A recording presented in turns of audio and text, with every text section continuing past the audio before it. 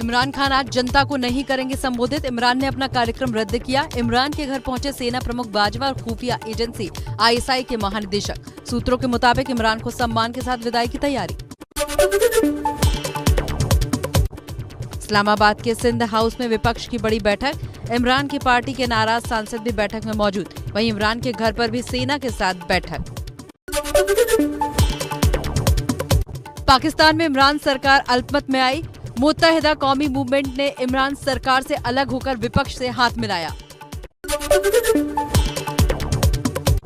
इमरान के इस्तीफे पर बोले पाकिस्तान के गृह मंत्री शेख रशीद, किसी भी हाल में नहीं देंगे इमरान इस्तीफा, आखिरी बॉल तक लड़ेंगे इमरान। देखें, बातचीत तो आखिरी बॉल तक इमरान खान खेलेगा और फैसला आखिरी 3 तारीख को होगा इस इलेक्शन का। पाकिस्तान में इमरान सरकार का मददगार बना चीन। चीन देगा अब इमरान का साथ। चीन ने कहा इमरान सरकार गिराने में अमेरिकी साजिश, तो इमरान का साथ देंगे। इमरान खान ने सरकार बचाने के लिए चला आखिरी दांव। कहा मेरी सरकार को गिराने की विदेशी साजिश रची जा रही है। विदेशी ताकतों से मिल रही धमकी की चिट्ठी को पाकिस्तान के चीफ जस्टिस से शेयर करने को तैयार PM इमरान।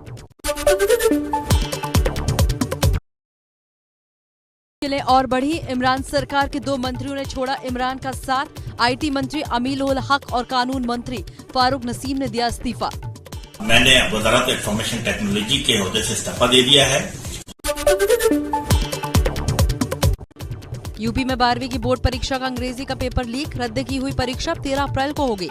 CM योगी ने कहा दोषियों को बख्शा नहीं जाएगा, पेपर लीक करने वालों पर लगेगा NSA।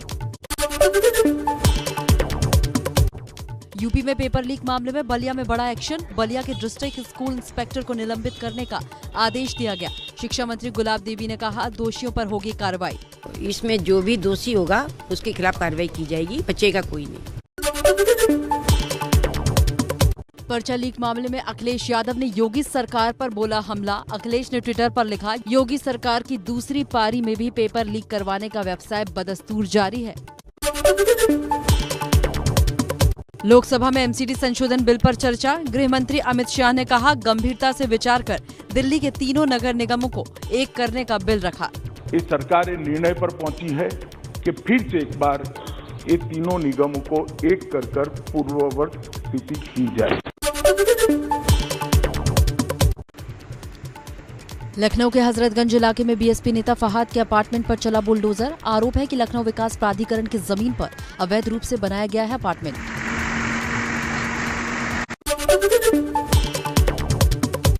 कुशीनगर के बाबर हत्याकांड में योगी सरकार का मरहम। बाबर के परिजनों को 2 लाख रुपए की मदद। हत्याकांड के 4 नामजद आरोपी गिरफ्तार। तुरंत कार्रवाई न करने पर SO समेत 2 पुलिसकर्मी लाइन हाजिर।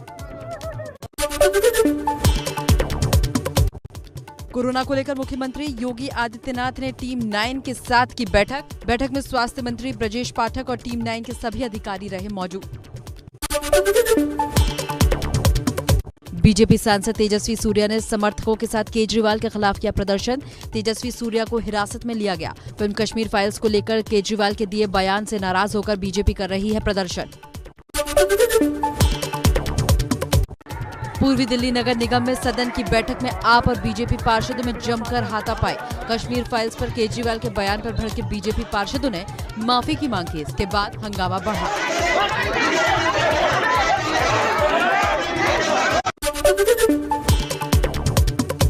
बंगाल बीजेपी सांसदों के साथ होने वाली PM मोदी की मुलाकात रद्द। कल PM आवास पर नाश्ते पर होने वाली थी मुलाकात। बीरभूम हिंसा की जांच के लिए बनी बीजेपी की केंद्रीय कमेटी ने JP नड्डा को सौंपी रिपोर्ट। कमेटी की अध्यक्षता कर रहे हैं बंगाल बीजेपी के अध्यक्ष सुकांत मजूमदार। मतदाताओं को धमकाने वाले TMC के विधायक नरेंद्र नाथ चक्रवर्ती पर चला चुनाव आयोग का चाबुक। 7 दिन के लिए चुनाव प्रचार करने पर लगाई रोक। बीरभूम हिंसा की जांच के लिए बनी बीजेपी की केंद्रीय कमेटी की रिपोर्ट पर ममता का बयान। ममता ने कहा इससे रामपुर हाट केस की जांच प्रभावित होगी। पंजाब हरियाणा में टोल टैक्स की दरों में बढ़ोतरी। NHAI के फैसले पर केंद्र ने लगाई मोहर। अब 10 से 18% ज्यादा टैक्स देना पड़ेगा। 1 अप्रैल से लागू होंगी बढ़ी दरें, किसान नेताओं में केंद्र के फैसले से नाराजगी। बिम्स्टेक समूह के शिखर सम्मेलन को पीएम मोदी ने किया वर्चुअली संबोधित, कहा चुनौतीपूर्ण हालात में क्षेत्रीय सुरक्षा जरूरी है, भारत इसके लिए हर संभव मदद को तैयार। बिम्स्टेक क्षेत्रीय सहयोग को और सक्रिय बनाना महत्वपूर्ण हो गया है। हमारी क्षेत्रीय सुरक्षा को अधिक प्राथमिकता देना भी अनिवार्य हो। बिम्स्टेक सम्मेलन की अध्यक्षता कर रहा श्रीलंका चीन की कर्ज देकर कब्जा करने की चाल को समझा, अपने हाइब्रिड पावर प्रोजेक्ट्स का काम चीन से वापस लेकर भारत को सौंपा। केंद्र सरकार ने कर्मचारियों के महंगाई भत्ते को बढ़ाने का किया ऐलान, कैबिनेट ने महंगाई भत्ता 3% बढ़ाने के फैसले को मंजूरी दी। अब महंगाई भत्ता 31% से बढ़कर 34% हुआ। राहुल गांधी का मोदी सरकार पर हमला, कहा प्रधानमंत्री ने अपने रोज के रूटीन में शामिल कर लिया है कि पेट्रोल डीजल गैस का रेट कितना बढ़ाऊं। तेल की कीमतों में आज फिर बढ़ोतरी, दिल्ली में पेट्रोल डीजल पर 80 पैसे का इजाफा, पेट्रोल 101 रुपए 1 पैसे तो डीजल 92 रुपए 27 पैसे प्रति लीटर हुआ। क्लीन एनर्जी को बढ़ावा देने के लिए केंद्रीय सड़क परिवहन मंत्री नितिन गडकरी की पहल, हाइड्रोजन कार के जरिए संसद की कार्यवाही में हिस्सा लेने पहुंचे। टोयोटा की मिराई कार एक पायलट प्रोजेक्ट के तहत तैयार की गई है, इस कार को ग्रीन हाइड्रोजन से चलाया जाएगा। सरिस्का टाइगर रिजर्व के 8 वर्ग किलोमीटर के एरिया में भीषण आग लगी हुई है। आग इतनी भीषण है कि भारतीय वायु सेना ने 2 Mi-17 हेलीकॉप्टर तैनात किए हैं। 3 दिन बीत जाने के बाद भी आग पर काबू नहीं पाया जा सका है।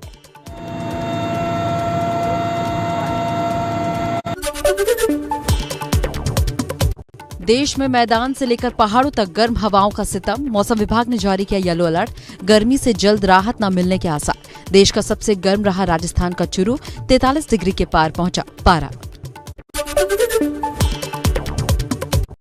1 अप्रैल को होगी परीक्षा पर चर्चा, बोर्ड परीक्षा दे रहे छात्रों से पीएम मोदी करेंगे बात। पीएम मोदी ने ट्वीट कर कार्यक्रम के लिए सुझाव देने वाले छात्रों, अभिभावकों और शिक्षकों को धन्यवाद दिया।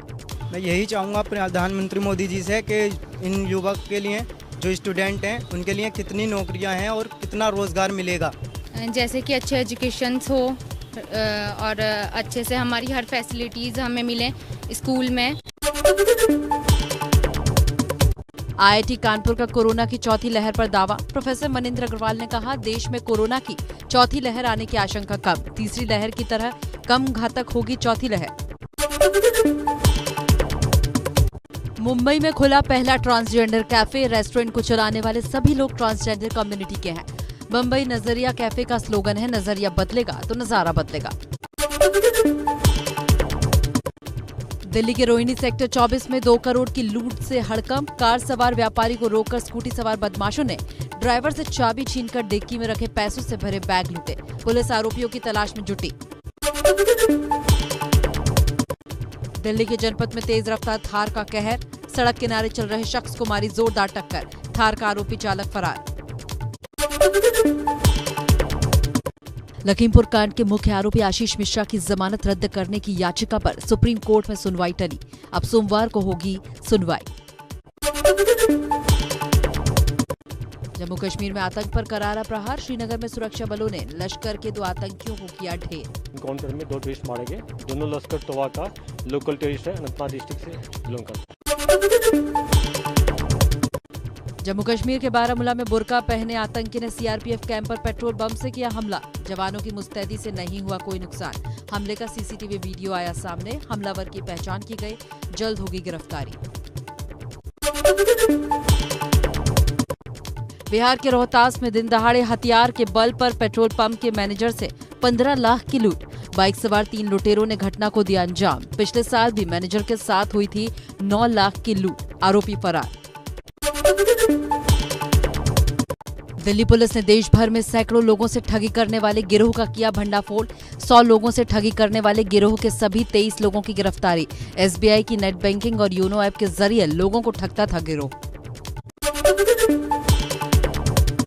गुरुग्राम के कादरपुर इलाके में 90 साल के पुजारी की मंदिर में गला रेतकर हत्या, उत्तराखंड का रहने वाला था मृतक, 40 साल से मंदिर में रह रहा था। पुलिस आरोपियों की तलाश में जुटी।